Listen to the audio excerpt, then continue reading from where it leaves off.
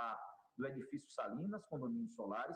Contudo, essa empresa do Grupo AS gastou R$ 1.104.702 em reformas, conforme depoimento das testemunhas arroladas pela acusação, colaboradores e não colaboradores, a mando de José Pinheiro Filho, para satisfazer exigências do ex-presidente Lula e de sua esposa, dona Marisa Letícia.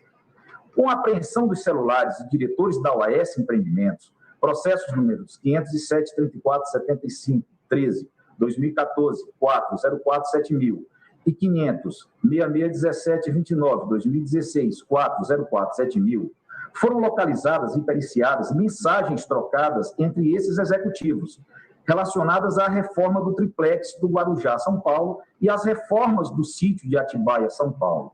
E em algumas dessas mensagens, eles se referem explicitamente ao ex-presidente Lula e em outras à senhora Marisa Letícia, bem como encontraram foto no sítio de Atibaia de Paulo Roberto Vale Gordilho com o ex-presidente Lula. Em outras mensagens, esses executivos da OAS Empreendimentos referem-se ao ex-presidente Lula como Zeca Pagodinho ou Brahma. Da mesma forma, o entendimento de que a conduta narrada na denúncia em relação ao paciente como figura central de um grupo criminoso com ampla atuação a diversos órgãos pelos quais se espalharam pelo país não tem relação com estas ações penais, onde as provas dos autos corroboram a acusação de que ele usou, sim, de verbas oriundas dos contratos específicos com a Petrobras, incluindo o de Curitiba, Paraná. Assim, resumidamente, concluo pela existência de a conexão instrutória, contrariamente ao decidido pelo eminente relator, com fulcro no inciso 3 do artigo 76 do Código de Processo Penal, entre a ação penal 504.6512.94/2016, 4047000 Paraná, e as várias ações penais que têm como objeto os contratos firmados pela Petrobras, sendo um deles diretamente firmado na região metropolitana de Curitiba, consórcio Compar, para obras de construção na refinaria Presidente Getúlio Vargas, processados e julgados pelo juízo da 13ª Vara Federal de Curitiba, Paraná. B. Conexão intersubjetiva prevista no inciso 1 do artigo 76 do Código de Processo Penal, uma vez que diversos réus condenados na ação 504.6512, dígito 94, 2016, 4047000 Paraná, também figuram como denunciados ou condenados em outras ações penais que têm como origem a Operação Lava Jato, tramitando no mesmo juízo da 13ª Vara Federal da Seção Judiciária de Curitiba, Paraná, o que, de fato, determina a reunião desses processos, no interesse da instrução processual perante esse juízo, prevento, e que tem mais conhecimento e proximidade com as provas colhidas. C. Conexão objetiva, inciso 2 do artigo 76 do Código de Processo Penal, já que o crime atribuído ao paciente foi concretizado mediante crimes anteriores, adrede executados com o propósito de assegurar a execução do último elo da cadeia criminosa. 2. Em relação às ações penais números 502, 1365, 32, 2017, 4047000 Paraná, sítio de Atibaia, São Paulo, 506, 31, 30, 17, 2016, 4047000 Paraná, sede do Instituto Lula, e 5044, 305, 83, 2020, 4047000 Paraná, doação Instituto Lula. Vejamos. A. Na ação penal 502, 13, 65, 32, 2017, 4047000 Paraná, restou comprovado que o Grupo Odebrecht, o Grupo OS e José Carlos Marques Bunlai, de fato, realizaram reformas no sítio de Atibaia, no montante de R$1.020.000 para favorecer o ex-presidente Lula. Algumas dessas reformas efetuadas em 2010 e o restante em 2014. A denúncia narra que esses valores estavam vinculados a acordos entre o ex-presidente e o Grupo Odebrecht, bem como ao Grupo OS. Neste, vale lembrar, foi encontrada pela investigação a conta corrente geral de propinas, proveniente dos contratos da OAS com a Petrobras, e José Carlos Costa Marques Bunlai, representando vantagem devida oriunda de acertos junto ao esquema criminoso. Recorde-se que as testemunhas e acusados José Adelmário Pinheiro Filho e Agenor Franklin, Magalhães Medeiros, diretores da OAS, confirmaram a existência do grupo de empreiteiras e do ajuste fraudulento de licitações, com pagamento de vantagem devida decorrente de acertos de corrupção em 3 contratos, incluindo de Curitiba, Paraná, bem como que desses contratos a OAS constituiu uma conta corrente da propina, de onde saíram as quantias destinadas ao ex-presidente Lula, na parte da aquisição do triplex do Guarujá, sua reforma e na reforma, inclusive, do sítio de Atibaia, conforme se observa do depoimento de José Pinheiro Filho, no item 934 da sentença condenatória. Contra essa assertiva fática, o ex-presidente não se desincumbiu de provar o contrário. Não consta dos autos qualquer valor disponibilizado para pagamento dessas reformas feitas pelo ex-presidente Lula, como reembolso ou pagamento das obras efetuadas. E mais, a apreensão dos celulares dos diretores da OAS Empreendimentos, nos quais foram localizadas e periciadas mensagens trocadas entre os executivos relacionados à reforma do triplex do Guarujá e às reformas do sítio de Atibaia, consta que, em algumas dessas mensagens, eles se referem explicitamente ao ex-presidente Lula e, em outras, à senhora Marisa Letícia. Há de se verificar que não foi um pequeno conserto no imóvel, mas foi uma imensa reforma que custou mais de R$1 milhão. B. Ação Penal 506-31-3017-2016, 404-7000, Paraná.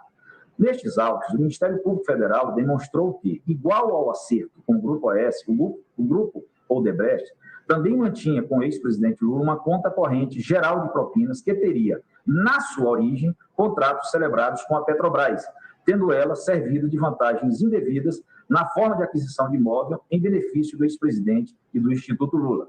C. Ação Penal 504-4305-83-2020, 404-7000, Paraná, consta da denúncia que, com o mesmo modo de operação, foram disponibilizadas vantagens indevidas concedidas ao ex-presidente Lula, na forma de doações ao Instituto Lula, valores oriundos de contratos com a Petrobras com o Grupo Odebrecht. Nesses termos, verifica-se que os fatos lícitos versados nas ações penais acima descritas estão, de fato, associados diretamente ao esquema criminoso de corrupção e lavagem de dinheiro investigado no contexto da Operação Lava Jato, cuja lesividade veio em detrimento exclusivamente da Petrobras. E, em assim sendo, a competência, ao meu sentir, é da 13ª Vara Federal da Seção Judiciária de Curitiba, no Paraná.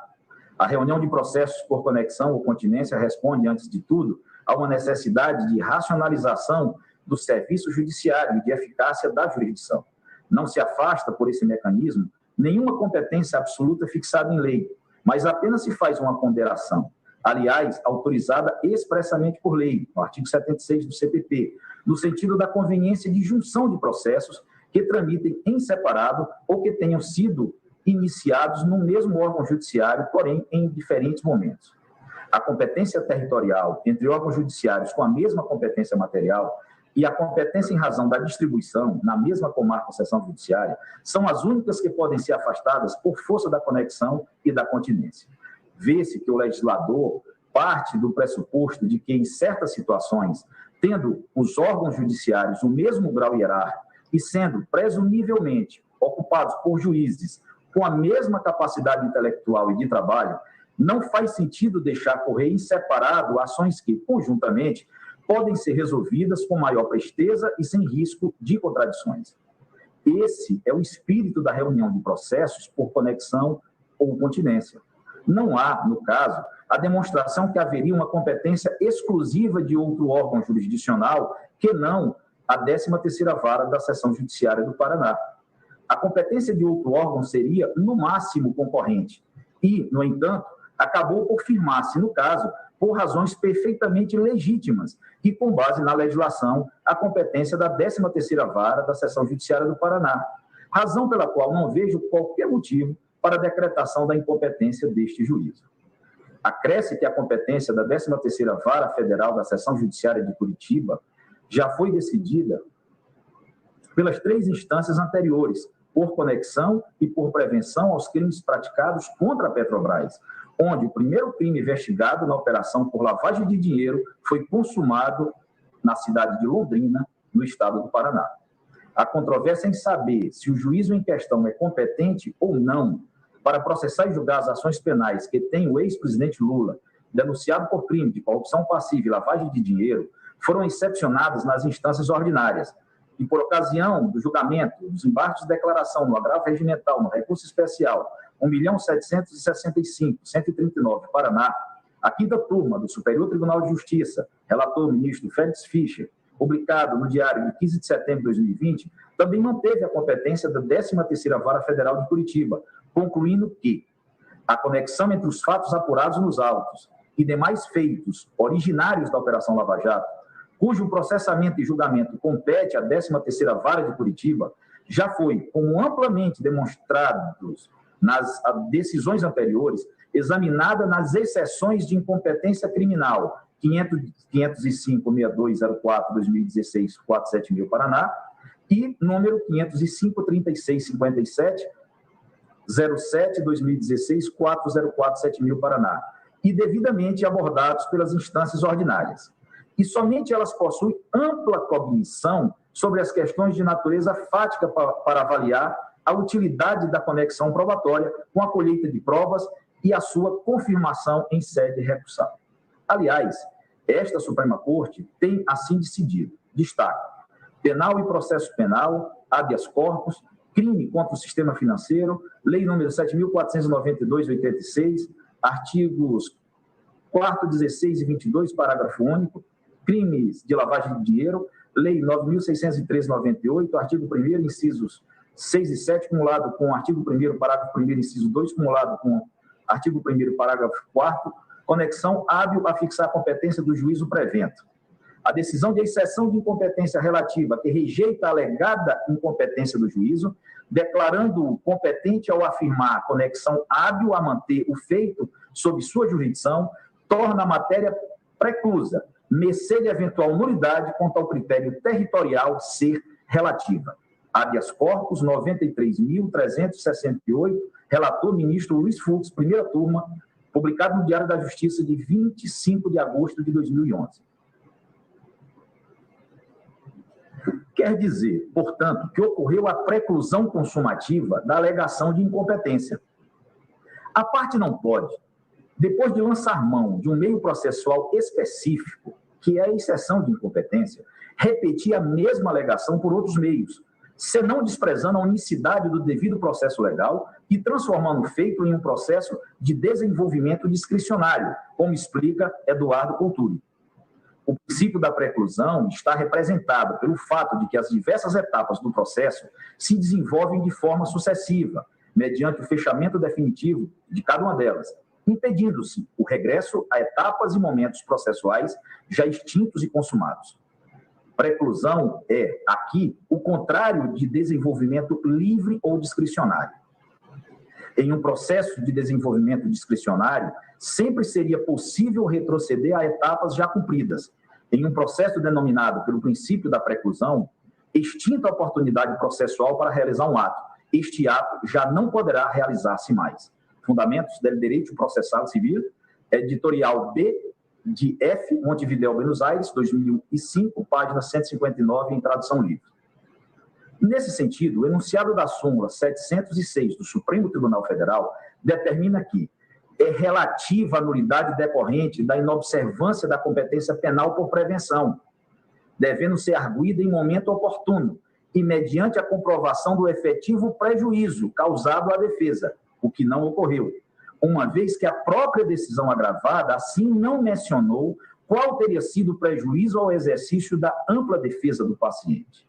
Ora, nesta corte prevalecia o entendimento de que competia a 13ª Vara Federal da Seção Judiciária de Curitiba, Paraná, o processamento e julgamento das ações penais que, no contexto da Operação Lava Jato, seria restrita aos fatos relacionados a ilícitos praticados apenas em detrimento da Petrobras S.A., o que de fato ocorreu nos processos contra o paciente. Ou seja, consta que todos os valores disponibilizados para compra, reforma ou doação foram direcionados ao paciente em conta corrente geral de propinas, oriundos dos contratos firmados entre o Grupo Odebrecht e o OAS e por seus diretores confessados, além da ampla prova produzida nos respectivos autos e já decididos nas instâncias ordinárias responsáveis pela apreciação de prova.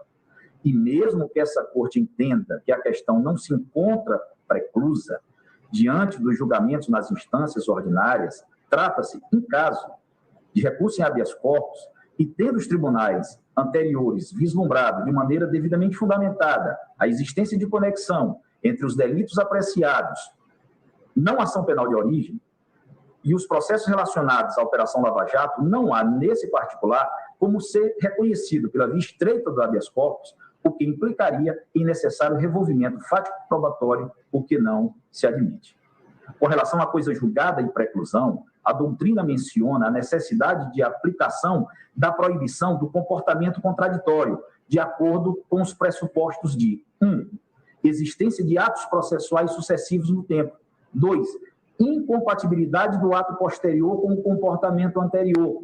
3. A verificação de uma legítima confiança na conservação do primeiro ato. 4. A quebra da confiança na contradição comportamental.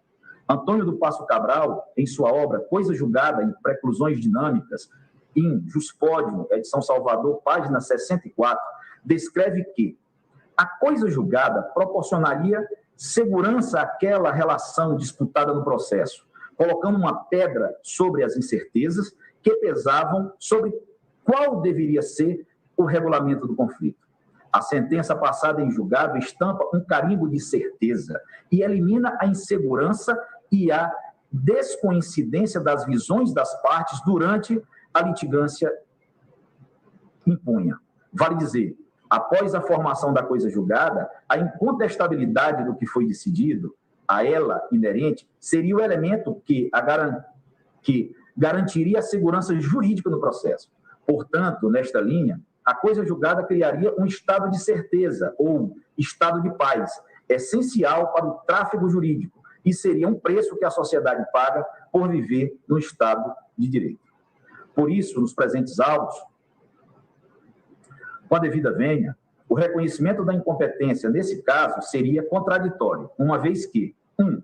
Não apenas as instâncias inferiores, mas também este Supremo Tribunal Federal manteve a competência da 13ª Vara Federal para processar e julgar os crimes objetos do processo informados pelos impetrantes. Agravo regimental na petição 7841, relator ministro Edson Fachin, relator para o acordo ministro Ricardo Lewandowski, julgado em 18 de agosto de 2020, caso triplex do Guarujá, julgado prejudicado. Contudo, o plenário da Corte afastou a natureza constitucional da questão, concluindo que não é possível, em sede extraordinária, o reexame dos fundamentos da caracterização das hipóteses de conexão instrumental, tendo em vista que tal providência pressuporia o revolvimento de matéria fático-probatória, o que não se coaduna com a súmula número 279 do Supremo Tribunal Federal, o que se aplica em sede de habeas corpus. ARI número 895272, relator ministro Gilmar Mendes, segunda turma, julgado em 28 de agosto de 2015. ARI 822.725, em sede de agravo regimental, relator ministro Dias Toffoli, primeira turma, publicado no Diário de 23 de fevereiro de 2015. E recurso extraordinário 639.733, em sede de agravo regimental, de relatoria do ministro Ricardo Lewandowski, segunda turma, publicado no Diário de 27 de maio de 2014, entre outros. E no mérito, decidiu o plenário da Corte que a competência é definida à luz das acessões da acusação, de modo que a rigidez da competência jurisdicional não pressupõe a precedência da pretensão acusatória. 2. Conclusões diametralmente opostas quanto à questão de incompetência do juízo da 13ª Vara da Seção Judiciária de Curitiba. Ao analisar o acima descrito, conclui-se a total incompatibilidade entre os fundamentos das decisões anteriores, no caso, do juízo singular da primeira instância, do Tribunal Regional Federal da 4ª Região, do Superior Tribunal de Justiça e do Pleno deste Supremo Tribunal Federal com a decisão ora gravada. 3. Quebra da confiança na contradição comportamental. Extrai-se das circunstâncias fáticas dos autos, uma vez que, entre os processos anulados na decisão agravada, encontram-se autos da denúncia oferecida na ação penal 504, 65, 12, 94, 047000 Paraná, em 2016, evidenciando assim a perpetuação da competência por período de 5 anos, sendo irrazoável agora se concluir em sentido contrário, tratando-se a Operação Lava Jato de um conjunto complexo e dinâmico de atos ilícitos praticados no contexto de organizações criminosas estruturalmente ordenadas e caracterizadas por múltiplas divisões de tarefas, onde foram desviados mais de 4 bilhões em contratos firmados com a Petrobras. Assim, se extrai a necessidade de ser preservada a competência da 13ª Vara da Seção Judiciária de Curitiba, Paraná, em prestígio à segurança jurídica, à luz das asserções da acusação, conforme decidido pelo plenário dessa Corte por ocasião do julgamento da petição número 7841. E ainda que assim não seja, a alegada incompetência, que é em razão do lugar, também denominada de territorial, se afirma induvidosamente como incompetência relativa. Nesta hipótese, incompetência relativa, os atos decisórios e as provas não devem ser anulados, devendo o juiz receber os autos no estado que estão, motivo pelo qual também não acompanho, com a máxima vênia, o eminente relator quanto à anulação dos atos decisórios. Nesse sentido, é a jurisprudência desta Suprema Corte. Recurso em habeas corpus, processual penal, crimes sexuais contra crianças e adolescentes, réu com foro por prerrogativa no Tribunal de Justiça Local, competência por prevenção, nulidade relativa, súmula 706, Supremo Tribunal Federal, preclusão, possibilidade de retificação dos atos decisórios pelo relator prevento, alegação de ausência de fundamento idôneos para manutenção da prisão preventiva, improcedência, excesso de prazo da custódia cautelar e inocorrência no caso. Vou ao ponto que interessa. Enquanto não reconhecida a incompetência relativa, são vários os atos praticados até então, cabendo ao magistrado que recebeu o processo prosseguir com os demais atos processuais, reconhecendo-se válidos todos os anteriores praticados pelo juiz tido como incompetente. No caso, tão logo verificada a prevenção de outro membro do tribunal para relatar a ação penal, os outros foram imediatamente a ele redistribuídos, ocasião em que ratificou todos os atos decisórios proferidos, inclusive o decreto de prisão cautelar. Recurso em habeas corpus, número 127.757, DF, relator, ministro Teori Zavascki, segunda turma, julgado em 2 de junho de 2015. A pedra de toque no tema das nulidades é: não há nulidade sem prejuízo, como está na fórmula francesa pas de nullité sans grief. E no nosso Código de Processo Penal, artigo 563, nenhum ato será declarado nulo se da nulidade não resultar prejuízo para a acusação ou para a defesa. Mesmo que se admita, em hipótese, o fato de que a causa tenha tramitado em uma vara federal, que territorialmente não seria competente para julgá-la, coisa que entendo que não ocorreu, uma vez que o juízo de primeiro grau era competente, como acima demonstrado, tal fato não tem relevância suficiente para anular o feito, se a sentença foi proferida. Isso é o que decorre de fato de que a incompetência territorial, cuja gravidade é mínima. Essa interpretação decorre do que dispõe o artigo 82 do Código de Processo Penal. Se, não obstante a conexão ou continência, forem instaurados processos diferentes, a autoridade de jurisdição prevalente deverá avocar os processos que corram perante os outros juízes, salvo se já estiver com sentença definitiva. Nesse caso, a nulidade dos processos só se dará ulteriormente para o efeito de soma ou de unificação das penas. No âmbito infraconstitucional, o Superior Tribunal de Justiça frequentemente tem enfrentado o tema, tendo editado a respeito a súmula 235. A conexão não determina a reunião dos processos se um deles já foi julgado. Ora, se a falta de reunião de processos conexos não anula os atos, se houver sentença, a reunião equivocada de processos não conexos também não pode implicar qualquer tipo de nulidade. Por essa razão, pedindo novamente a mais respeitosa vênia ao eminente relator e aos demais que pensem de forma contrária, para reiterar a minha posição, pela competência da 13ª Vara da Seção Judiciária do Paraná e enfatizar que, mesmo que considerássemos tal juízo territorialmente incompetente, eventual prejuízo para a defesa não foi demonstrado. Friso que, na pior das hipóteses, o deslocamento do feito deveria ocorrer no estado em que o processo se encontra, preservados os atos decisórios ou, no mínimo, as provas produzidas. Atribuir a uma alegada incompetência relativa a eficácia para anular integralmente um processo, desde o recebimento da denúncia, após mais de 5 anos de seu início com o recebimento da referida peça acusatória, que já foi julgado em várias instâncias, com vários habeas corpus apreciados e rejeitados, inclusive por este Supremo Tribunal Federal, lembrando que no habeas corpus essa matéria poderia ter sido conhecida de ofício, se não fosse tão relevante, e dar-lhe uma dimensão jurídica jamais vista em âmbito jurisprudencial. A preservação dos atos decisórios, ou, no mínimo, das provas produzidas, seria o razoável a se fazer em caso de ser adotada tal solução.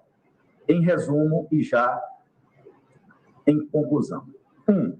A competência para processar e julgar as ações penais a que responde o paciente é, sim, ao meu sentido, a 13ª Vara Federal da Seção Judiciária de Curitiba, Paraná, diante dos documentos apreendidos com os acusados, no caso e principalmente do contrato da Petrobras com o convênio Compar, relativo às obras da refinaria Presidente Getúlio Vargas, na região metropolitana de Curitiba, Paraná, de onde saiu parte da vantagem devida direcionada ao paciente. 2. O relatório da Comissão de Licitação e do relatório da Comissão de Negociação direta analisados pela apuração interna da Petrobras, que apurou desconformidade nos contratos da aludida refinaria Presidente Getúlio Vargas de Curitiba, Paraná. 3. Dos documentos apreendidos na residência do paciente, onde demonstra, de fato, a propriedade do triplex do Guarujá e do sítio de Atibaia, que foram reformados por verba utilizada dos valores indevidamente adquiridos, abastecidos por contratos com a Petrobras, incluindo a refinaria de Curitiba, no Paraná. 4. Finalmente, além do conjunto probatório apreendido com as empresas e com o paciente, concluo ainda pela existência de conexão instrutória, contrariamente ao decidido pelo eminente relator, com fulcro no inciso 3 do artigo 76 do CPP, entre a ação penal 504, 6512, 94, 2016, 404, 7000 Paraná, e as várias ações penais que têm como objeto os contratos firmados pela Petrobras, sendo um deles diretamente firmado na região metropolitana de Curitiba, consórcio Compar, para a obra de construção na refinaria Presidente Getúlio Vargas, processados e julgados pelo juízo da 13ª Vara Federal de Curitiba, Paraná. B. Conexão intersubjetiva prevista no inciso 1 do artigo 76 do Código de Processo Penal, uma vez que diversos réus condenados na ação penal 504, 65, 12, 94, 2016, 404, 7000 Paraná, também figuram como denunciados ou condenados em outras ações penais que têm como origem a Operação Lava Jato, tramitando no mesmo juízo da 13ª Vara Federal da Seção Judiciária de Curitiba, Paraná, o que, de fato, determina a reunião desses processos, no interesse da instrução processual perante esse juízo prevento e que tem mais conhecimento e proximidade com as provas colhidas. E, por fim, conexão objetiva do inciso 2 do artigo 76 do CPP, já que o crime atribuído ao paciente foi concretizado mediante crimes anteriores adrede executados com o propósito de assegurar a execução do último elo da cadeia criminosa. Ante o exposto, e pedindo novamente a mais respeitosa vênia ao eminente relator e aos que pensam de forma diferente, eu dou provimento ao agravo regimental manejado pelo Ministério Público Federal para reformar integralmente a decisão recorrida, denegar a ordem de habeas corpus, julgando em consequência prejudicados os agravos regimentais da defesa de Luiz Inácio Lula da Silva. É como voto, senhor presidente. O ministro Nunes Marques, pelo voto profundo que Vossa Excelência acaba de proferir. E agora concedo a palavra à Sua Excelência, o ministro Alexandre de Moraes, para o seu voto. Ministro, presidente. Pois não. Poderia fazer um pequeno esclarecimento de fato? Questão de fato, apenas. Pois não. Senhor presidente, senhores ministros, eminente ministra Camilussa, eminente ministra Rosa Weber, apenas gostaria de lembrar Vossas Excelências, diante das referências feitas pelo eminente ministro Cássio Nunes Marques, que o juiz Sérgio Moro, já declarado parcial pela segunda turma, concluiu que este juízo jamais afirmou, na sentença ou em lugar algum, que valores obtidos pela construtora OAS nos contratos com a Petrobras foram usados para pagamento de vantagem indevida para o ex-presidente. Então, como foi feito referência a material dos autos originários, eu gostaria de trazer também à lume esta afirmação peremptória do então juiz Sérgio Moro. Muito obrigado, presidente. Pois não. Então, o ministro Alexandre de Moraes, Vossa Excelência tem a palavra. Boa tarde, presidente, ministro Luiz Fux. Cumprimento também a nossa vice-presidente, ministra Rosa Weber, ministra Carmen Lúcia. Cumprimento todos os ministros, em especial o eminente ministro relator, ministro Edson Fachin. Também cumprimento o doutor Humberto Jacques, vice-procurador-geral, que a hora se faz presente aqui representando o Ministério Público, e o doutor Cristiano Zanin, advogado que acompanha a sessão. Presidente, eu pretendo ser extremamente sintético, até porque ambos os votos contrários demonstram todas as teses possíveis de serem levantadas. Relembrando aqui um único parágrafo em relação ao relatório, porque me parece importante, uma vez que foi levantada a questão de preclusão, que aqui o que nós estamos julgando, até para que as pessoas possam entender, as pessoas que não são da área jurídica, o que nós estamos julgando é um habeas corpus impetrado contra a decisão da 5ª turma do Superior Tribunal de Justiça. O que julgou a 5ª turma em agravo regimental em recurso especial? Ou, em outras palavras, o que decidiu o Superior Tribunal de Justiça? É que a 13ª Vara Federal Criminal de Curitiba era competente. A questão sobre a incompetência foi sendo levantada pela defesa. A defesa, desde o início, foi colocando essa questão, chegou até o STJ, mais alta instância de justiça penal antes da possibilidade de revisão por essa Suprema Corte, e o STJ afastou a alegação de incompetência.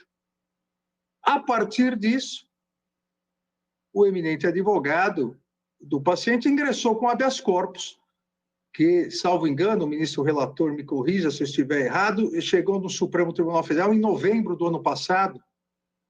Ou seja, o Supremo Tribunal Federal teve conhecimento jurídico da matéria, técnico da matéria, a partir de novembro do ano passado, via habeas corpus. Aqui, acho importante deixar claro que não há nenhuma preclusão.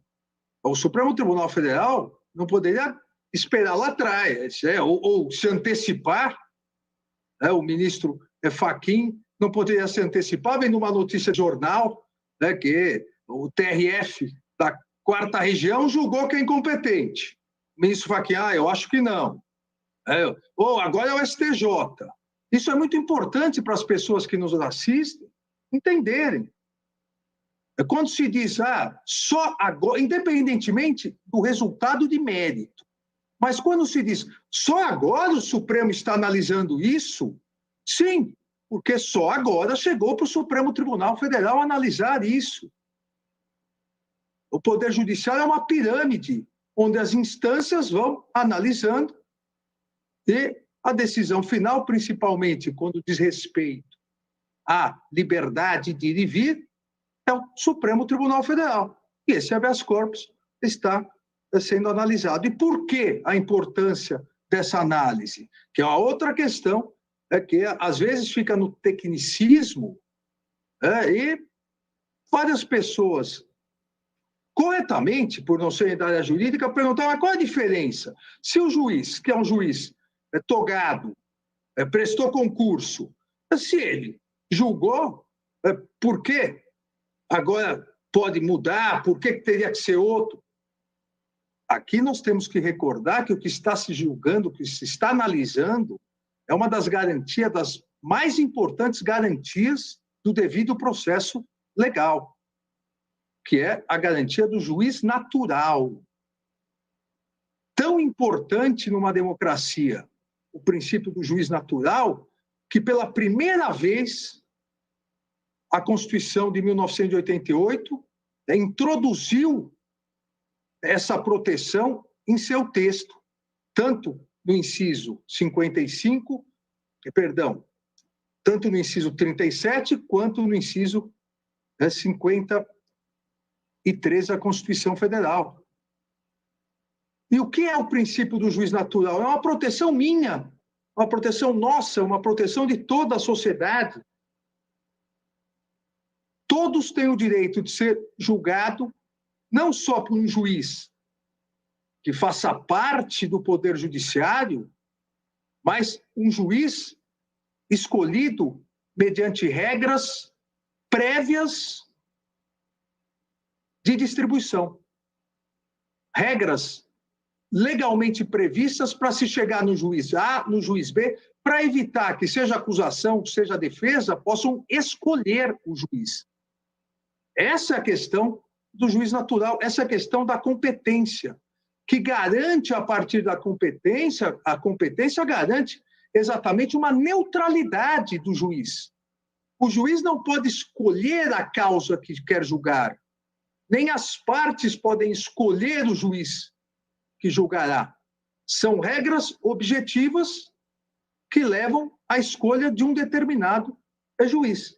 Isso garante neutralidade, imparcialidade do Poder Judiciário e segurança de toda a sociedade contra o arbítrio estatal, para que o Estado não escolha. Esse juiz, esse é melhor contra aquele, o outro é para esse, ou esse pode beneficiar. Isso é uma grande garantia do processo penal, do processo como um todo, mas principalmente do processo penal, o princípio do juiz natural. Lembro aqui, faço questão de lembrar as palavras do nosso ex-decano, sempre ministro Celso de Mello, quando dizia que o princípio do juiz natural é um fator de limitação dos poderes persecutórios do Estado e representa importante garantia de imparcialidade dos juízes e dos tribunais. Então, é isso que nós estamos analisando nesse habeas corpus.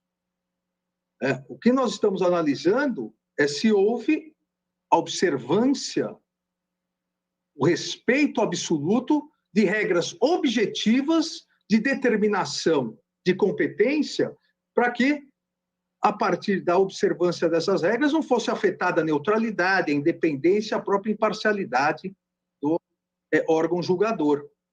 Exatamente, é por isso, insisto novamente, não há, a meu ver, com todas as vendas, as posições em contrário, não há que se falar em preclusão pelo julgamento de diversas exceções de incompetência, porque é a primeira vez que, a partir de um habeas corpus contra uma decisão do Superior Tribunal de Justiça, que é plenamente possível a esta Corte analisar, em sede de habeas corpus, se o princípio do juiz natural, que é uma consagração constitucional, não é uma regrinha de estatuto, não é uma regrinha de portaria, é um dos mais importantes princípios do artigo 5º da Constituição, se isso foi ou não, se esse princípio foi ou não respeitado. E essa questão, presidente, essa questão é muito semelhante, isso foi dito, inclusive citado no voto do eminente ministro Edson Fachin, em relação ao segundo agravo no inquérito 4327, em que, nesse ponto específico, inclusive, eu divergi de Sua Excelência, o ministro Edson Fachin, e a divergência acabou prevalecendo, era uma questão muito semelhante. Lá a questão era, a acusação era, há uma organização criminosa montada por um partido, o PMDB, esse partido atua no Congresso Nacional, mediante propostas legislativas, emendas a propostas legislativas, para favorecer inúmeras empresas que prestam serviço para a Petrobras. Consequentemente, então, a competência é da 13ª Vara Criminal de Curitiba. Olha, pontuamos a época, não só a partir da minha divergência, mas a maioria do Supremo Tribunal Federal, que são coisas diversas. Uma alegação genérica,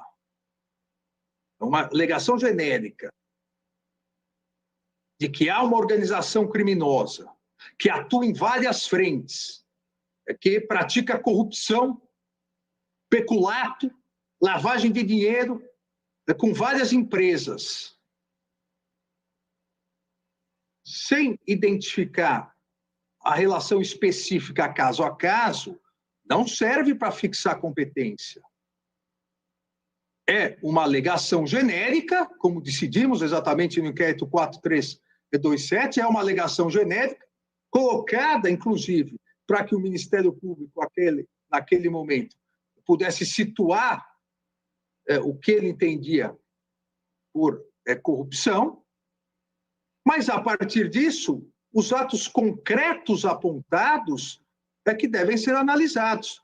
Não há conexão, e isso me parece muito importante, não há conexão em qualquer das suas espécies, simplesmente porque empresas têm contratos entre si e empresas pagam em diversas, ou são acusadas de pagar em diversas hipóteses, propinas a agentes públicos. Olha, então, todo mundo que em algum momento tem um contrato com a Petrobras e recebeu alguma vantagem, é 13ª Vara de Curitiba.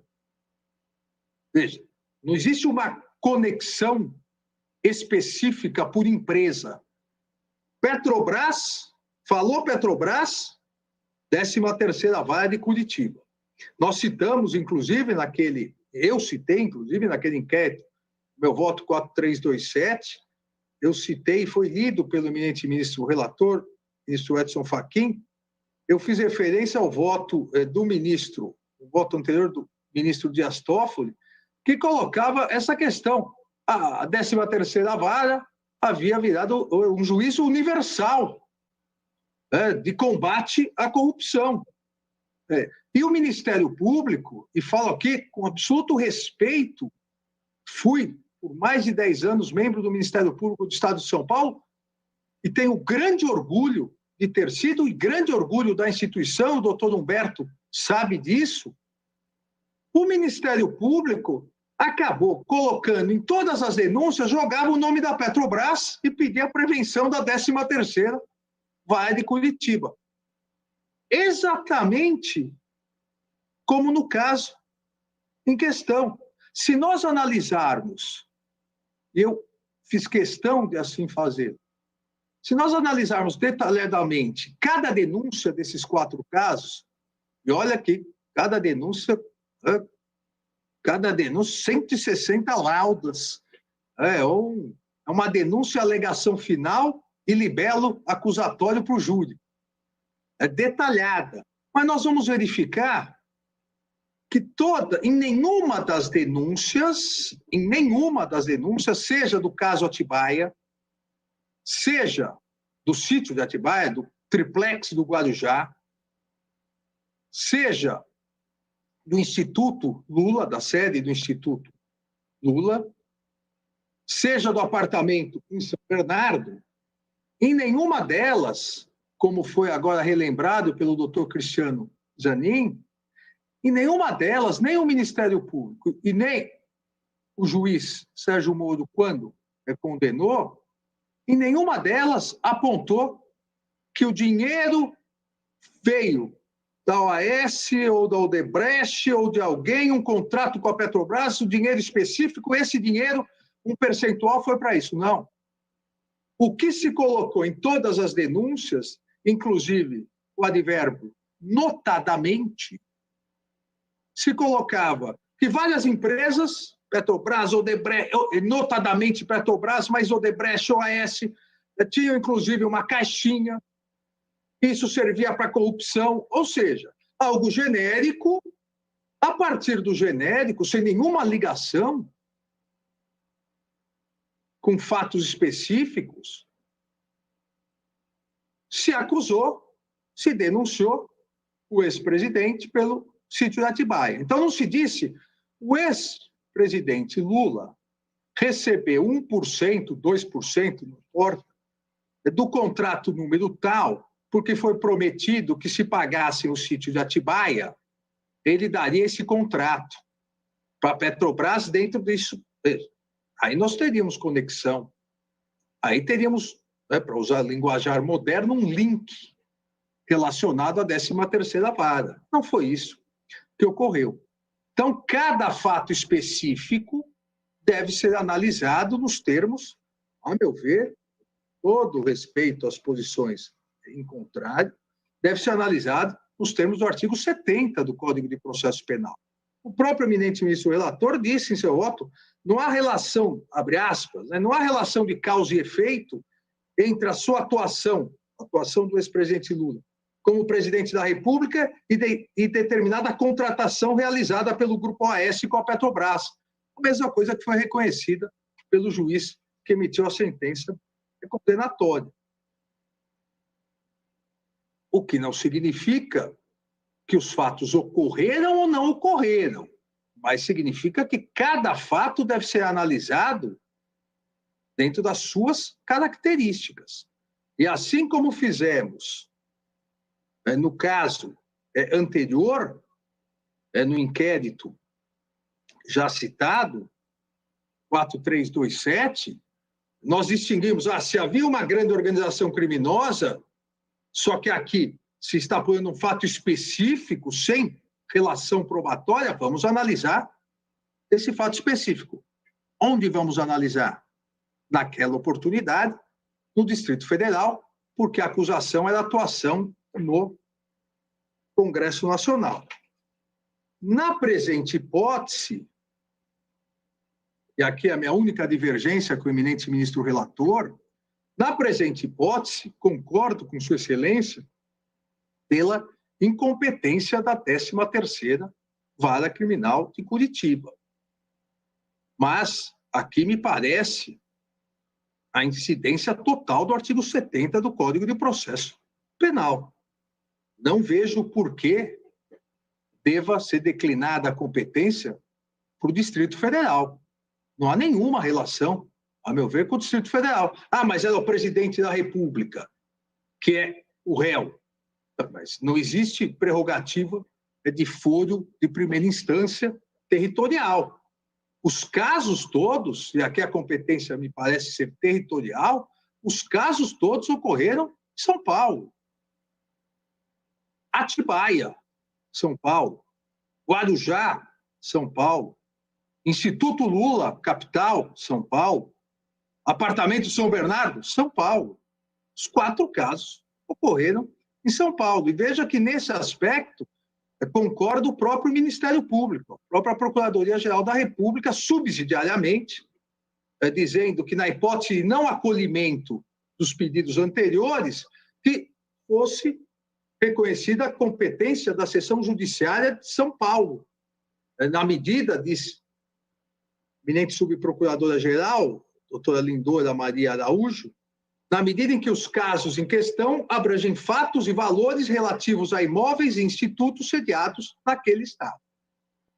Então, aqui, presidente, como disse que seria breve, acompanho o eminente ministro relator em relação à incompetência da 13ª Vara Federal Criminal de Curitiba, com todas as consequências que o eminente ministro relator definiu, mas declino desta competência para a seção judiciária de São Paulo, nos termos do artigo 70 do Código de Processo Penal. É o voto, senhor presidente. Muito obrigado, ministro Alexandre de Moraes. Então, Vossa Excelência também nega provimento, mas acresce que o juízo competente em razão do território, ou seja, aquela competência racionelossi, que é a competência primária, seria do juízo de São Paulo. diferentemente do relator que declina para o Brasil. Mas nega provimento.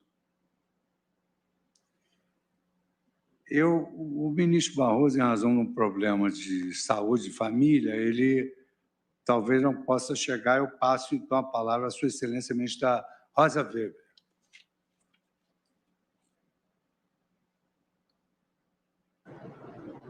Obrigada, presidente. Cumprimento Vossa Excelência, cumprimento meus ilustres pares e faço uma saudação especial ao eminente relator, ministro Luiz Edson Fachin, que mais uma vez trouxe um voto percussiente, minucioso e respeitabilíssimo, com a seriedade, a competência e a lhaneza que lhe são próprias. Permita-me, ministro Fachin, reiterar que posso divergir de Vossa Excelência, o que acontece. Não canso, contudo, de proclamar a admiração que nutro por Vossa Excelência e pelo trabalho desenvolvido por Vossa Excelência nesta casa, como juiz constitucional, considerados conteúdo e forma de atuação de Vossa Excelência. Saúdo ainda o vice-procurador-geral da República, Dr. Humberto Jacques, e o ilustre advogado do paciente, Dr. Cristiano Zanin.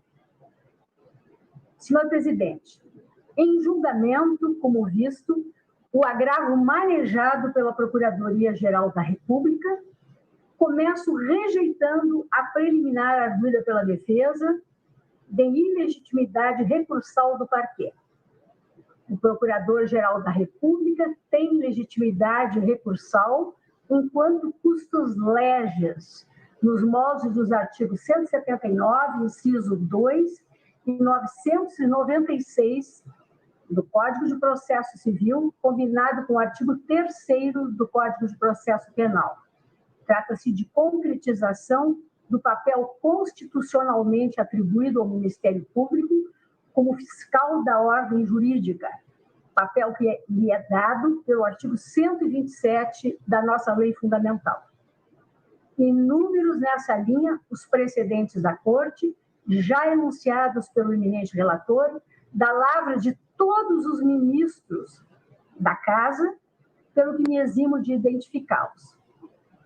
Passo de imediato, resumindo, senhor presidente, a análise do mérito do agravo, que busca a reforma da decisão monocrática que, concedendo a ordem de habeas corpus, declarou incompetente o juízo da 13ª Vara Federal de Curitiba para o processamento e julgamento das ações penais aforadas contra o paciente nos autos que o voto eu identifico pela numeração e aqui me limito a referir os autos relativos ao triplex, ao sítio de Atibaia, a sede do Instituto Lula e as doações ao Instituto Lula, com o que o eminente relator reputou seus consectários.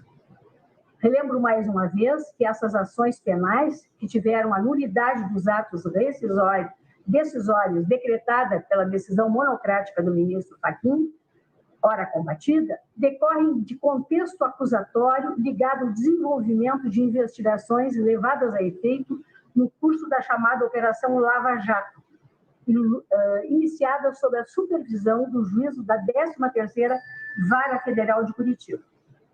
Esta Suprema Corte deparou-se com diversos casos nos quais a competência do juízo da aludida Vara Federal foi questionada.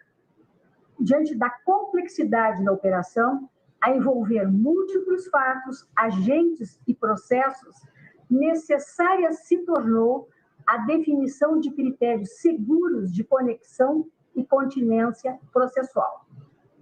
Como detalhado pelo eminente relator, o Supremo Tribunal Federal gradualmente demarcou os elementos de conexão aptos a legitimar a incidência dos critérios de fixação de competência por conexão ou continência, nos moldes do artigo dos artigos 76 e 77 do Código de Processo Penal.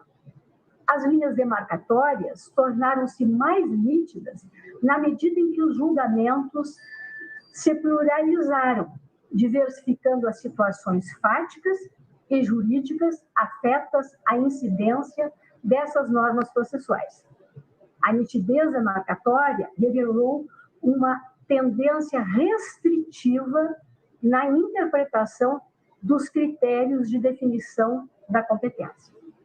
É o que emerge dos julgamentos colegiados da questão de ordem no inquérito 4130, do 4º agravo regimental no inquérito 4435, do 2º agravo regimental nos inquéritos 4327 e 4483 e da petição 8090, que instrumentalizou o julgamento de agravo regimental no inquérito 4215. Em breves linhas, refiro que na questão de ordem do inquérito 4130, este plenário definiu, abro aspas, a colaboração premiada como meio de obtenção de prova não constitui critérios de determinação, de modificação ou de concentração de competência. Fecho aspas. Relatoria do ministro Dias Toffoli, julgamento em 2 de fevereiro de 2016. Com isso, a simples homologação de acordo de colaboração premiada passou a não resultar por si só na prevenção do saudoso ministro Teori Zavascki em sede originária ou no juízo da 13ª Vara Federal de Curitiba, para os casos sem foro por prerrogativa de função. A prevenção adviria, segundo este precedente, da relação dos atos investigados com ilícitos praticados em detrimento da Petrobras S.A. Já no julgamento do 4º agravo regimental no inquérito 4435, esta Corte assentou que nas hipóteses de concurso das competências da Justiça Comum e da Eleitoral, prevalece a da Justiça Especializada, nos termos do inciso 4 do artigo 78 do CPP. Aqui, no caso, o processo da relatoria do ministro Marco Aurélio, publicação do julgamento em 20 de agosto de 2019. A imbricação de condutas eleitorais com os crimes federais, nessas hipóteses, também passou a excepcionar a competência do juízo da 13ª Vara de Curitiba para os casos envolvendo a Operação Lava Jato. O mesmo se deu no julgamento do 2º agravo regimental nos inquéritos 4327 e 4483, relatoria do ministro Edson Fachin, este tribunal pleno, o órgão julgador, e publicação do julgamento em 8 de agosto de 2018, em que bastante próxima à discussão da trazida nestes agravos, dizendo com a competência territorial da Justiça Federal para os casos envolvendo o chamado núcleo político de atuação dos investigados da referida operação, entre eles o ex-presidente Michel Temer. O precedente definiu que nas hipóteses de declinação da competência para o 1º grau de jurisdição da Justiça Federal, os crimes de organização criminosa do dito núcleo político, com atuação na capital da República, deveriam ser processados perante a Justiça Federal do Distrito Federal. Finalmente, o eminente relator, na decisão impugnada, colaciona o resultado do julgamento da petição 8090, pela 2ª turma, no qual, firmada a compreensão de que, mesmo em se tratando de crimes que afetem o patrimônio de uma das subsidiárias integrais da Petrobras S.A., o caso envolvia a Transpetro, não incidem os elementos de fixação da competência da 13ª Vara Federal de Curitiba. Este precedente adentra ainda mais a fundo na especificidade dos critérios definidos por este plenário em matéria de competência territorial daquela unidade jurisdicional. Com exceção da petição 8090, julgada pela segunda turma, participei dos demais julgamentos em que revisitada a extensão da competência do juízo da 13ª Vara Federal de Curitiba. Na maioria deles, adotei critérios técnicos que terminavam por preservar a competência daquela unidade jurisdicional. Porém, em linha com o relator dos casos, fiquei vencida, integrei a corrente minoritária, quando formada a maioria, primeiro, pela remessa unificada à Justiça Eleitoral de crimes federais e eleitorais conexos, e segundo, pela exclusão do suposto núcleo político de investigados da competência do juízo da 13ª Vara Federal de Curitiba. Externei e reitero minha compreensão de que, em matéria de fixação, alteração ou modificação de competência de processos com tamanha multiplicidade de condutas e complexidade fática, eleva-se em importância o foco narrativo do relator dos casos, cujo feixe de incidência ilumina o caminho da Corte em um emaranhado de complexas intersecções de condutas, agentes e circunstâncias de toda ordem, temporais, geográficas, espaciais. No caso concreto, com a gradual evolução da jurisprudência do tribunal, o eminente relator prevento para os casos da operação convenceu-se do desenquadramento dos fatos processados nas ações penais envolvendo o paciente, dos parâmetros interpretativos progressivamente firmados pela Corte. Aqui no voto, e eu vou me eximir da leitura, eu retomo as balizas de raciocínio entregadas pelo eminente relator e para delas fazer o uso argumentativo. Salto, senhor presidente, essa parte e prossigo. Sempre procurei pautar minha atuação nesta Corte pelo respeito aos precedentes colegiados, ainda que com ressalva de entendimento pessoal. Tenho para mim que a estabilidade dos precedentes judiciais, já objetivados em nosso ordenamento jurídico, inclusive, como bem hoje relembrou o eminente relator, configura elemento de concretização da segurança jurídica, um valor intrínseco a ser respeitado. Sempre enfatizo que o princípio da colegialidade, que, enquanto expressão da exigência de integridade da jurisprudência, é meio de atribuir autoridade e institucionalidade às decisões desta Casa. Dito isso, observo que, em matéria de definição de competência para processamento e julgamento desta operação, embora em sentido contrário à minha compreensão pessoal, o tribunal, como corretamente apontou o relator, efetivamente veio a consagrar uma exegese restritiva de interpretação quanto aos critérios de definição da competência por conexão ou continência no tocante ao juízo da 13ª Vara Federal de Curitiba. Para o desfecho do caso concreto, enfatizo os precedentes inquérito 4130, questão de ordem, e inquérito 4327, segundo agravo, e 4483, também segundo agravo.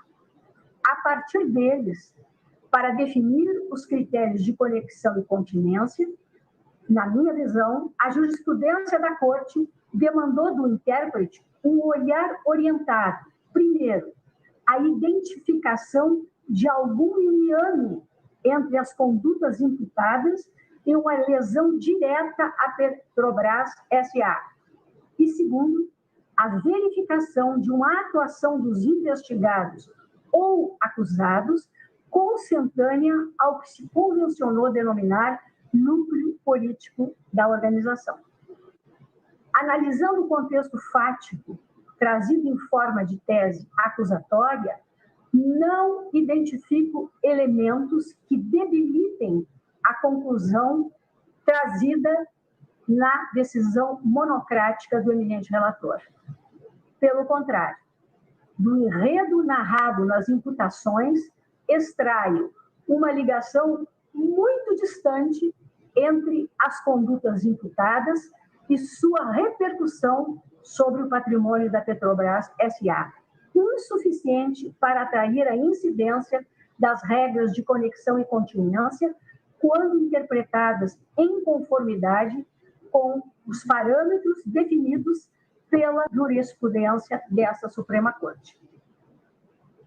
O argumento trazido pela Procuradoria-Geral da República de que os valores ilícitos dos quais se teria beneficiado o paciente seriam provenientes de alegada conta corrente geral de propinas, aspas, mantida pelo Grupo OAS e destinada aos agentes do Partido dos Trabalhadores, não é suficiente a comprovar esta ligação. Afinal, ainda que eventualmente se pudesse assumir a existência e a operação desta conta, nos moldes narrados pela acusação, não há elemento robusto a indicar ter sido ela abastecida exclusivamente com desvios de recurso da Petrobras S.A. As ações penais a que responde o paciente naquele juízo foram todas elas estruturadas de maneira semelhante, baseando-se em uma narrativa cujo eixo convergente é a atuação política do paciente e seu poder de influência sobre as nomeações e negociações levadas a efeito no âmbito da administração pública federal. Nos dizeres do ministro relator, abro aspas, condutas condizentes com a figura central do grupo criminoso organizado, com ampla atuação nos diversos órgãos pelos quais se espalharam a prática das ilicitudes, sendo a Petrobras S.A. apenas um deles, conforme já demonstrado em excerto colacionado da exordial acusatória. Fecho aspas. Essa é a razão pela qual releva a compreensão emanada dos agravos regimentais nos inquéritos 4327 e 4483. Não há como negar que as condutas nestes moldes configuram uma atuação assemelhada à que deu ensejo ao julgamento paradigma, contendo características de um atuar próprio do que se convencionou denominar núcleo político de investigados e acusados. Ora, senhor presidente, firmado o precedente, observo que a segunda turma passou a adotar o mesmo critério para afirmar a competência territorial para o processamento e julgamento de processos remetidos ao primeiro grau de jurisdição, assentando que, aspas, o núcleo político deverá ser processado na capital federal na linha de precedentes. Fecho aspas. Esse trecho eu retiro da petição 6664, agravo regimental, relatoria do ministro Edson Fachin, Diário de Justiça, de 3 de dezembro de 2018. Por essa razão, senhor presidente, não há margem, na minha visão, e observadas as balizas a que me referi, por essa razão, não há margem para a reforma da decisão do eminente relator nos pontos em que reconhece a incompetência territorial do juízo da 13ª Vara Federal de Curitiba, e que ainda define como juízo competente ao procedimento das ações o da seção judiciária do Distrito Federal.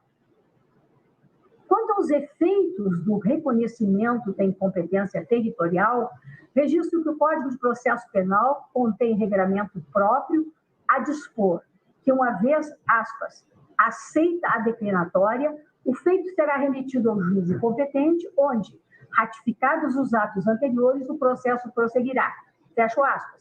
Artigo 108, parágrafo 1º, e que, aspas, a incompetência do juízo anula somente os atos decisórios, devendo o processo, quando for declarada a nulidade, ser remetido ao juiz competente. Fecho aspas, essa transcrição do artigo 567.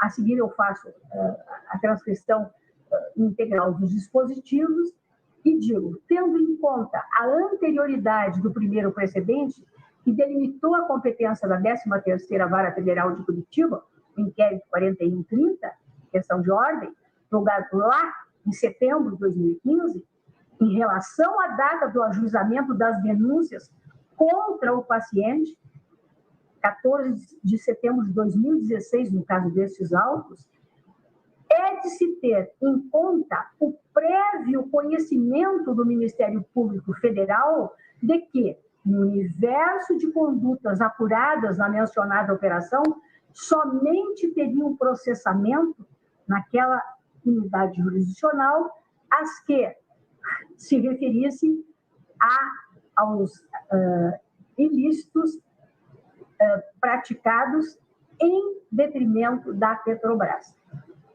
Nessas condições, senhor presidente, eu reputo inviável, pedindo vênia às compreensões contrárias, a invocação da teoria do juízo aparente como fundamento para escapar da inevitável decretação de nulidade dos atos processuais decisórios.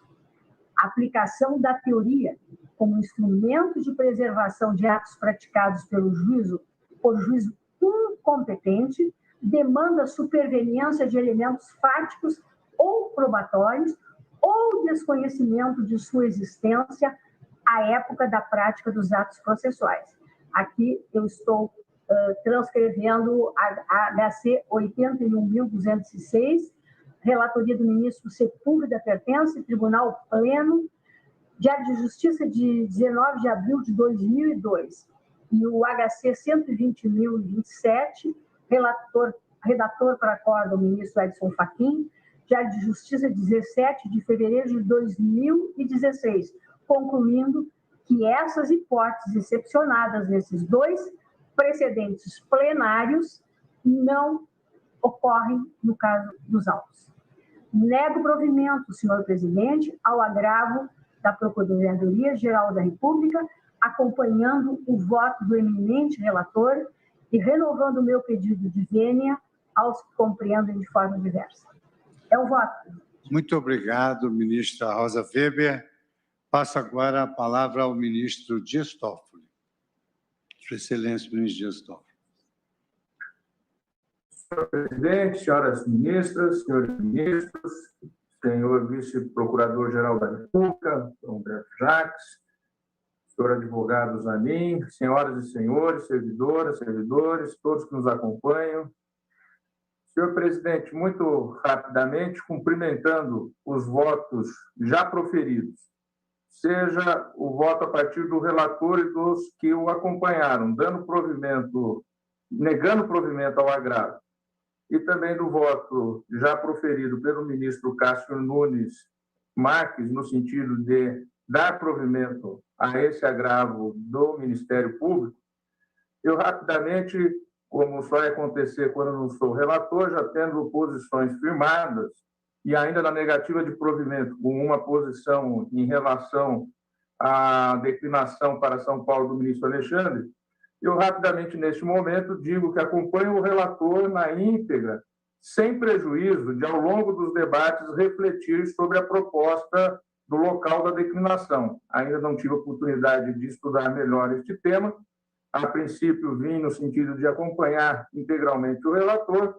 O ministro Alexandre trouxe essa proposição, eu vou refletir sobre ela, mas o voto no atual estágio é acompanhando na íntegra o eminente relator. É como voto, senhor presidente, cumprimentando pelos votos proferidos e honrado pela citação de precedentes de minha lavra, seja no plenário, seja na segunda turma, quando lá estive no passado.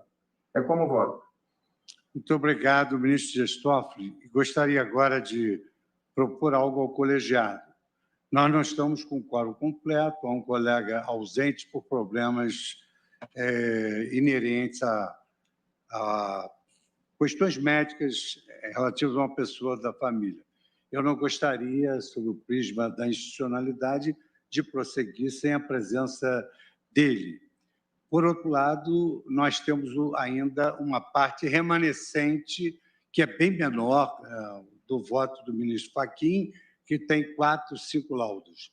Então, eu proporia, e gostaria de ouvir o colegiado, se depois do feriado, na quinta-feira, nós não poderíamos marcar a sessão para se iniciar às 10 horas da manhã e depois prosseguiríamos com esse processo e os demais que eu vou também incluir em pauta. Eu questionaria se há alguma objeção do colegiado para que nós façamos isso.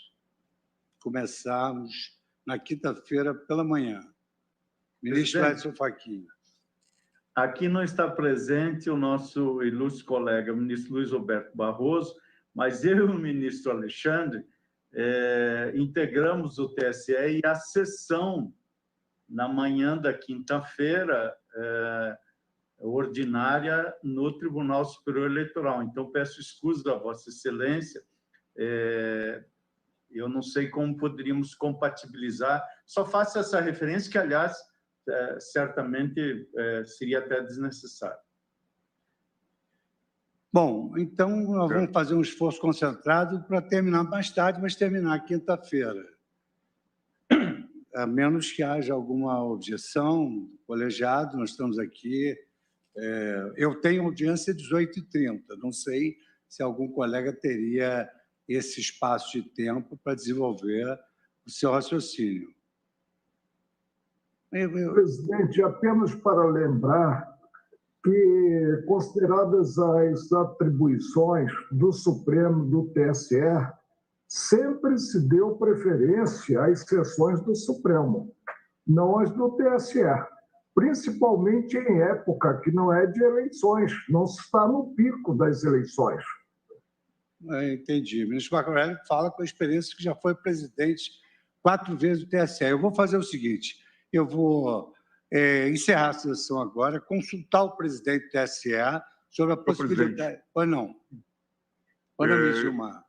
Diante da situação que já se configurou, como foi observado pelo ministro Dias Toffoli, sem prejuízo de minha manifestação na sessão anterior, eu quero já antecipar o meu voto no sentido daquela posição trazida pelo relator, com as vênias devidas ao ministro Nunes Marques. E também, como fez o ministro Dias Toffoli, não vou me pronunciar agora por esta variante ou vertente trazida pelo ministro Alexandre de Moraes, para que consideremos isto no momento oportuno. Mas eu gostaria já de registrar, portanto, o meu voto nesse sentido.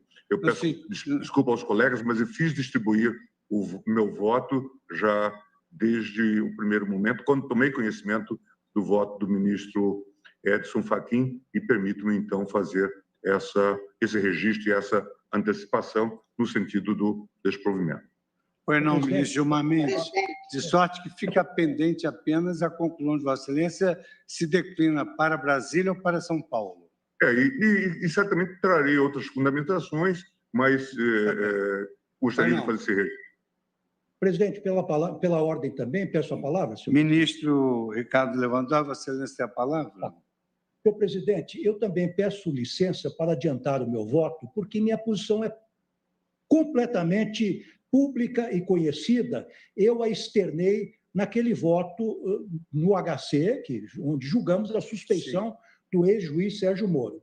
E eu, inclusive, fiz menção aos embargos de declaração que foram julgados por esse magistrado e que agora foram mencionados pela defesa, em que o próprio magistrado reconhece que aqueles casos que estavam sob julgamento não tinham nada a ver com a Petrobras. Portanto, eu já me manifestei sobre a questão da incompetência, estou perfeitamente à vontade para reiterar o meu voto, acompanho nesse sentido o percussiente, bem fundamentado voto do ministro Edson Fachin, baseado na jurisprudência mais recente da Casa, mas também, senhor presidente, me reservo o direito de discutir o local para onde vamos declinar a competência. Naquele julgamento do HC da suspeição, tal como fez o ministro Alexandre de Moraes, eu fiz menção ao artigo 70 do Código de Processo Penal, que, como Vossa Excelência, inclusive, acaba de dizer, que indica que, preferencialmente, o juízo competente é aquele local onde foi praticado o suposto crime.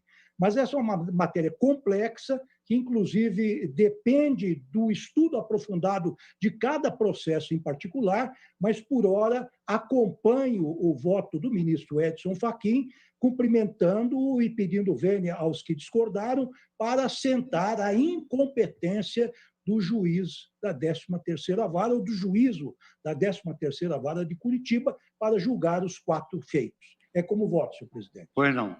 Presidente. Pois não, ministra Carmen Lúcia. Senhor presidente, senhores ministros, cumprimento especificamente, com mais ênfase, o ministro relator, e também, senhor presidente, deixo consignado já o meu voto, no sentido de acompanhar o ministro Edson Fachin, nos termos da jurisprudência que foi se consolidando sobre a matéria, com base na lei, e, assim como desde o ministro Toffoli, agora os ministros Gilmar Mendes e Ricardo Lewandowski, quanto à competência, em que pese a referência ao artigo 70 até ser mencionado no meu voto, eu me reservo o direito de voltar a ela, mas de imediato fico apenas no sentido de votar pelo desprovimento do agravo, acompanhando o ministro relator, exatamente no sentido de declinar e retirar da competência da 13ª Vara de Curitiba, nos termos do que exposto por ele. Se nos debates voltar e realmente tiver oportunidade, eu volto à questão, então, de para onde declinar. Mas estou negando provimento, votando exatamente neste sentido e cumprimentando também Sua Excelência o ministro Edson Fachin. Muito obrigada, senhor presidente. Bueno. Senhor presidente, desculpe-me, eu só gostaria também eu falei muito rapidamente, de cumprimentar o ministro Edson Fachin pela profundidade do seu voto, que, como disse a ministra Rosa Weber, catalogou toda a jurisprudência que nós desenvolvemos ao longo desses anos, a partir daquele precedente marcante, ministro Dias Toffoli, depois da lavra do ministro Alexandre de Moraes e os vários precedentes que desenvolvemos na turma. Gostaria de fazer também, nesta oportunidade, este registro. Bueno, eu passo a palavra agora a Sua Excelência, o ministro Marco Aurélio, para que Vossa Excelência se pronuncie como entender. Vamos continuar, então, presidente? Vossa Excelência pode continuar. Eu colho o voto dos demais, vou colher o seu. Presidente, em primeiro lugar, nós estamos a rigor a julgar o habeas corpus, com a roupagem de agravo. Isso. Mas é o habeas corpus. Em segundo lugar, no habeas corpus nós temos parte única. O paciente personificado pelo impetrante. O Ministério Público não é parte no habeas corpus. Mas, como ressaltado pelos colegas, o Ministério Público atua no habeas corpus como fiscal da lei. E, como tal, é parte legítima para recorrer. Portanto, não procede a preliminar de legitimidade recursal. Presidente, alguma coisa errada. E há alguma coisa errada e o sistema passa a não fechar. Por que digo isso, presidente? Porque as 4 ações tramitaram. E houve recursos de apelação para o Regional Federal. Nesses recursos, se veiculou a preliminar de incompetência do juízo da 13ª Vara Criminal de Curitiba. E o Regional Federal concluiu que não, que era realmente o juízo competente.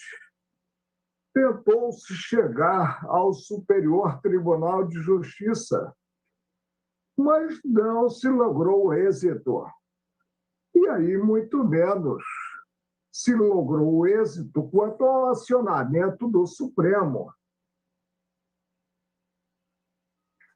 Ajuizou o réu revisão criminal? Não, presidente. Não ajuizou o réu revisão criminal, que abriria oportunidade, inclusive, à fase instrutória, ao contrário do que ocorre quanto a habeas corpus, em que os elementos devem estar já anexados à inicial.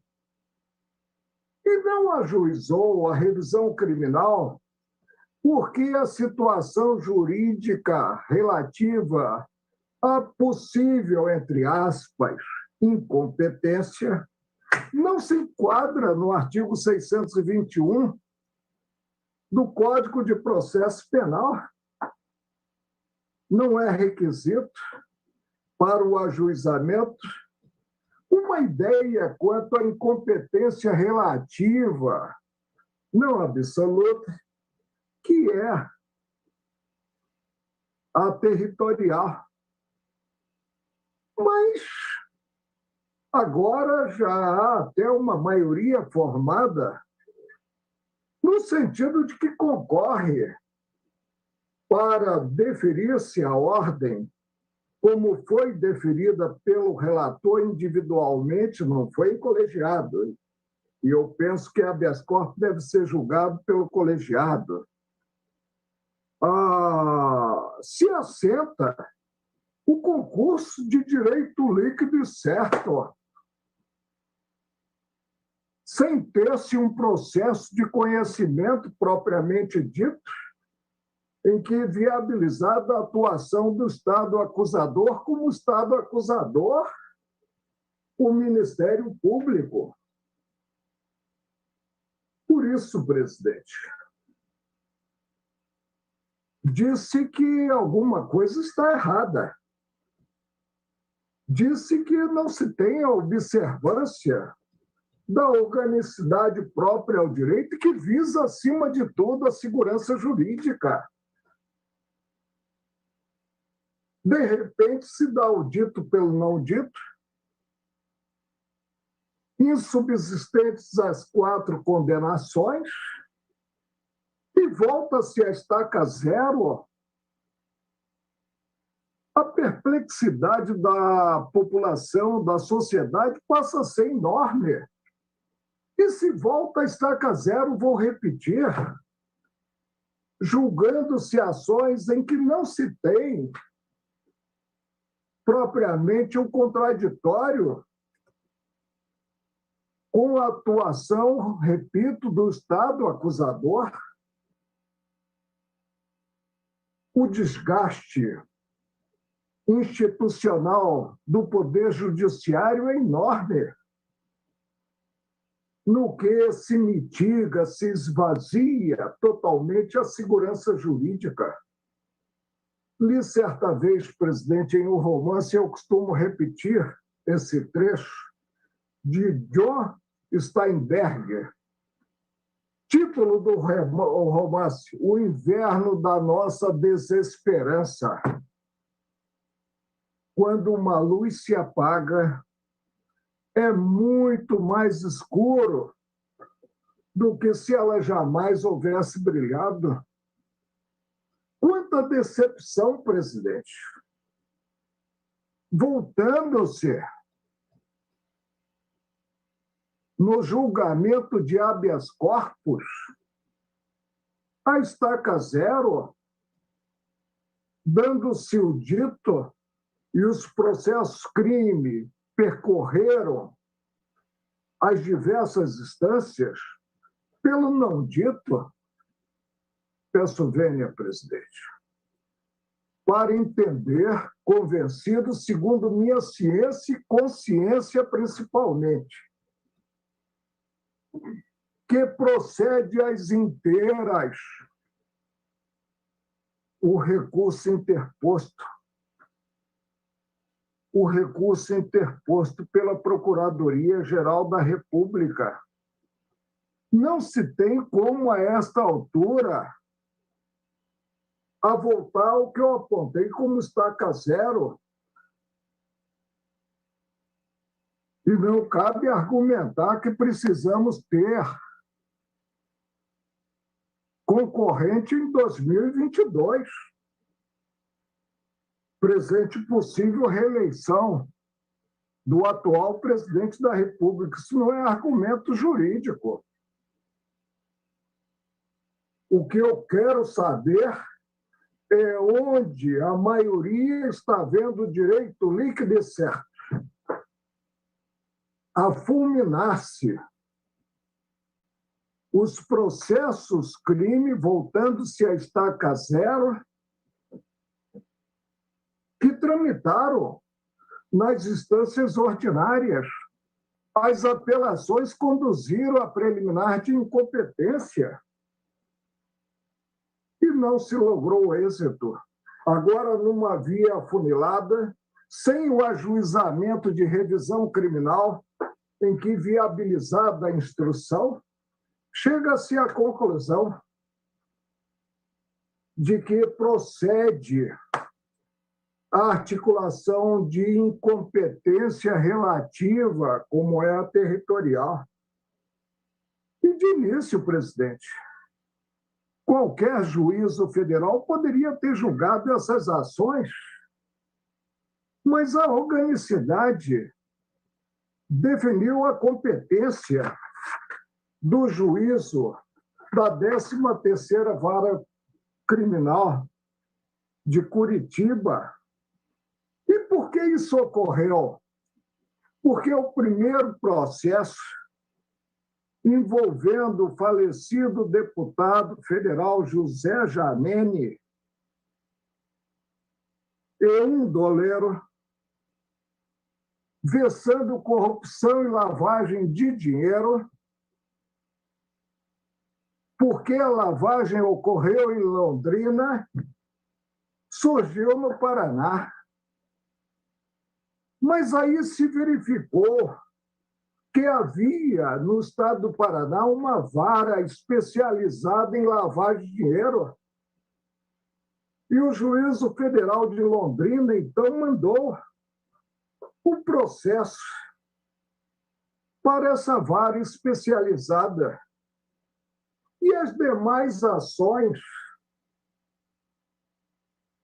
verificada a conexão probatória, verificada a continência, envolvidos réus diversos, foram alcançadas pela via atrativa e reunidas nesse juízo. Esse fenômeno é um fenômeno previsto na legislação instrumental. Não se trata aí de eleger o juízo da 13ª Vara Criminal de Curitiba como um juízo universal, como se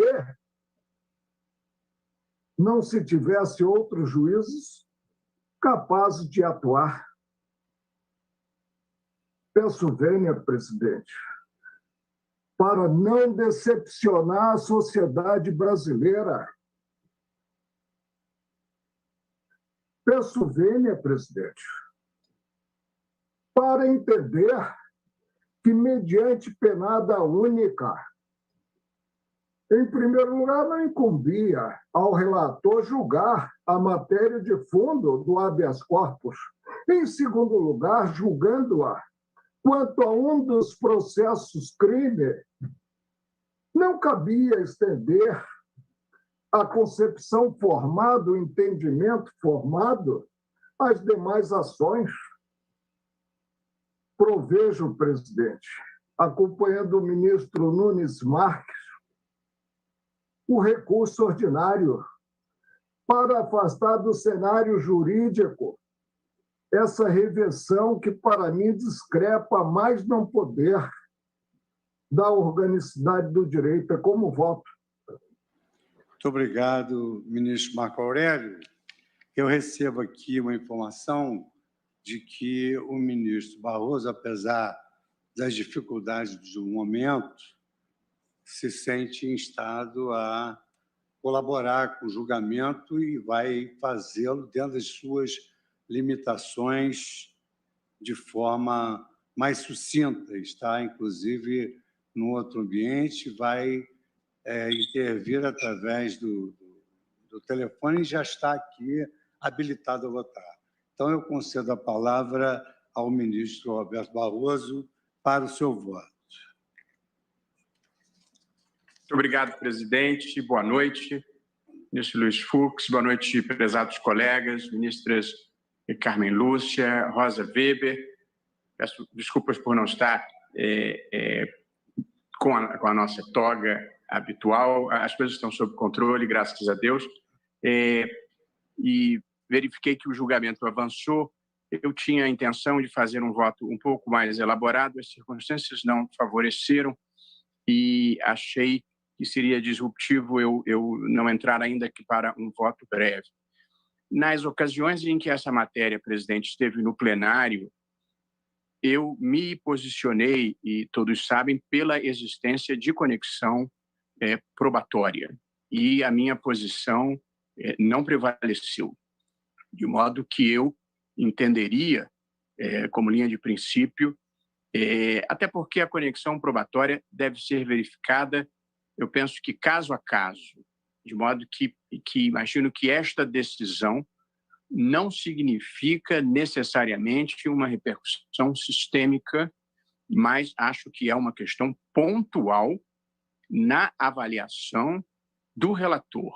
E embora eu, nas ocasiões anteriores, tenha entendido pela existência de conexão probatória, penso que aqui, se o eminente relator, ministro Luiz Edson Fachin, que tem uma visão do todo e do conjunto de processos, entendeu diferentemente, eu estou aqui pronto para acompanhar Sua Excelência. O plenário, nas vezes em que a matéria chegou ao plenário, eu estou sem as minhas anotações aqui, o plenário, desde o tempo do saudoso ministro Teori Zavascki, restringiu as questões que envolvessem a Petrobras. E depois, decisões da segunda turma restringiram ainda mais, mesmo em casos de subsidiárias da Petrobras, como Transpetro e uma situação de uma refinaria, entendeu que não prevalecia, Abreu Lima, não prevalecia a competência da 13ª Vara Criminal. De modo que, ressalvando o meu entendimento pessoal e me reservando, eventualmente, para outras considerações no desdobramento do julgamento, mas para não atrasá-lo, em razão da minha circunstância pessoal, presidente, eu estou aqui ingressando para endossar, com ressalva de posição pessoal, mas endossar o encaminhamento dado pelo eminente relator, ministro Luiz Edson Fachin, nessa matéria. Presidente, como voto e grato pela consideração. Muito obrigado, ministro Luiz Roberto Barroso.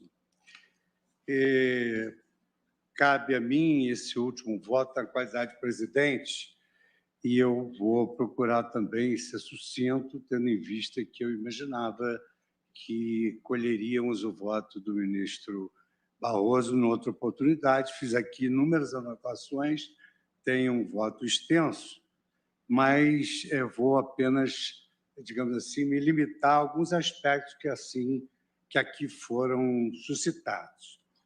No primeiro plano, sobre o aspecto interdisciplinar, eu gostaria de, digamos assim, aderir à preocupação que o ministro Marco Aurélio se referiu, e também agora o ministro Luiz Roberto Barroso, quando aduz que essa decisão não terá efeito sistêmico, para esclarecer de maneira muito simples que essa decisão ela não derrui a Operação Lava Jato. É apenas uma decisão referente aos casos específicos a que ela se refere. Esse é um esclarecimento que o ministro Marco Aurélio procurou fazer e que agora o ministro Barroso também acaba de destacar a inexistência de efeito sistêmico em relação a essa decisão. Foi uma incompetência declarada no caso concreto. Por outro lado, tanto o ministro Marco Aurélio quanto o ministro Alexandre de Moraes, eles destacaram que se trata de uma incompetência territorial. Como eles sabiam, essa incompetência territorial ela é relativa e ela se prorroga, porque é uma incompetência que se estabelece porque o réu é sujeito da lide e sujeito à lide, ou seja, deve-se litigar em relação ao réu no melhor lugar em que ele possa se defender. Essa é a ratio essência da competência territorial. Muito embora a competência territorial seja relativa, evidentemente que, por vezes, ela pode carrear algum prejuízo. E o que eu verifico?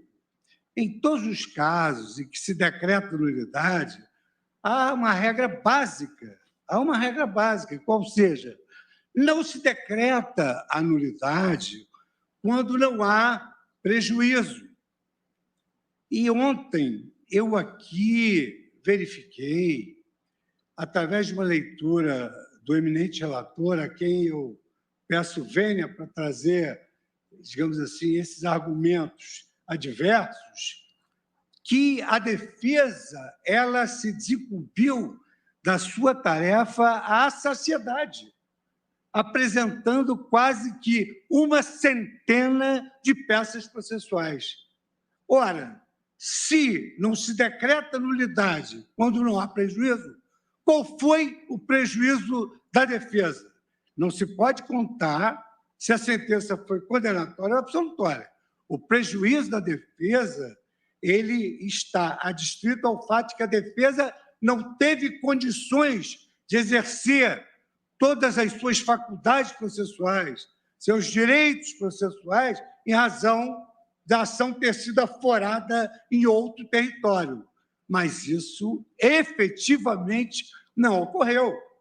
Gerou mesmo uma certa comoção o fato de que o eminente advogado aqui presente se desincumbiu de forma absolutamente extraordinária, porque ofereceu não só petições no Brasil, como também a júris.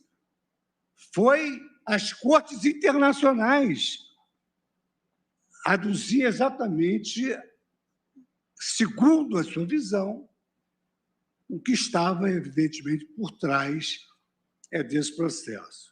Por outro lado, também me chamou a atenção esse reclamo que o ministro Marco Aurélio destacou, no sentido que se promoveu um verdadeiro retrocesso depois de anos de um processo tramitando no Supremo Tribunal Federal.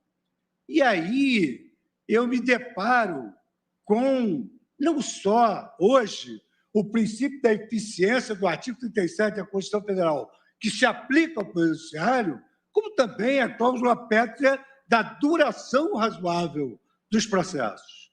Então, na verdade, uma ideia ilusória que a duração razoável dos processos não interessa aos réus, também interessa aos réus, quando eles pretendem se ver desvencilhados da acusação penal rapidamente. Então, na verdade, não há nulidade sem prejuízo. Isso em primeiro lugar. Em segundo lugar, a natureza da incompetência relativa que é uma incompetência prorrogável. A incompetência territorial ela foi debatida em todas as instâncias do Poder Judiciário. Foi debatida em primeiro grau, foi debatida em segundo grau de jurisdição, foi debatida no Superior Tribunal de Justiça. E foi debatida sob o ângulo infraconstitucional, sob o ângulo das regras do CPP, do Código de Processo Penal. E foi rejeitada e não houve o oferecimento de uma revisão criminal. Por outro lado, hoje, o que se preconiza para o processo, que não é um fim em si mesmo, mas é um instrumento de realização do direito material, o que se preconiza é que, quando se dá a incompetência do juízo, faz-se a translatio iudice, ou seja, passa-se para o juiz competente e esse juiz competente, simplesmente, ele pode ratificar todos os atos praticados pelo suposto juiz incompetente. Mas, na verdade, em caso, a matéria foi toda debatida no plano infraconstitucional, foi considerada, e eu entendo que o ministro Alexandre de Moraes tem razão, no sentido que a incompetência é territorial, a incompetência territorial é relativa, e a incompetência relativa se prorroga. E, ainda que assim não fosse, a própria súmula 706 do Supremo Tribunal Federal é claríssima. É relativa à nulidade decorrente da inobservância da competência penal por prevenção.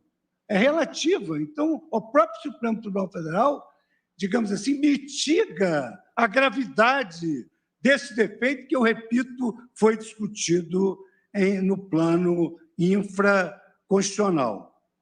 Por outro lado, eu trago aqui, eu vou fazer a juntada de voto, precedentes do próprio Supremo Tribunal Federal, dizendo que, em caso de incompetência relativa, não se anulam esses atos decisórios, não são anuláveis os atos decisórios.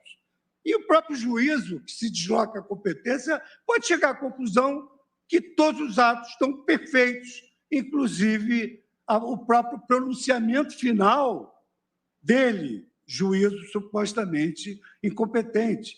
E eu trago precedentes de toda a corte e trago aqui, inclusive, trechos de acordos que nós debatemos e que agora houve essa mudança de foco que eu respeito com a devida vênia.